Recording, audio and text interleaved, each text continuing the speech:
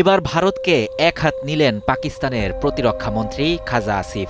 দুঃসাহসিকতার বিরুদ্ধে ভারতকে কঠোর জবাব দেওয়ার হুঁশিয়ারি দিয়েছেন তিনি। প্রয়োজনে পশ্চিমবঙ্গের কলকাতাও হতে পারে পাকিস্তানের লক্ষ্যবস্তু। টাইমস অফ ইন্ডিয়ার প্রতিবেদন অনুযায়ী শনিবার পাকিস্তানের প্রতিরক্ষামন্ত্রী শিয়ালকোটে সাংবাদিকদের সঙ্গে কথা বলার সময় এ হুমকি দেন। নন ইনভার্টার এসির দামে ঘরে আনুন বিদ্যুৎ সাশ্রয়ী ইনভার্টার এসি। এখন 1.5 ton my one inverter AC মাত্র 48,900 টাকা পাওয়া যাচ্ছে মিনিস্টার শোরুমে।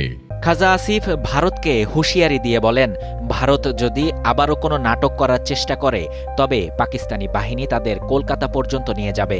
সাংবাদিকদের তিনি আরও বলেন, ভারত যদি এবার কোনো ফলস ফ্ল্যাগ অভিযান চালানোর চেষ্টা করে তাহলে আমরা কলকাতাতেও হামলা চালাবো। তিনি দাবি করেন, এমন ইঙ্গিত রয়েছে এই ধরনের অভিযানে স্থানীয় কর্মী বা ভারতীয় হেফাজতে থাকা পাকিস্তানিদের ব্যবহার করে একটি ঘটনা সাজানো হতে পারে। কিন্তু এই অভিযোগের সমর্থনে তিনি কোনো প্রমাণ দেননি।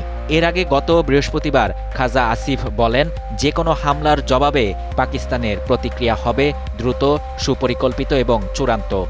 শাহরিয়ার শাফাত, বাংলা নিউজ 24।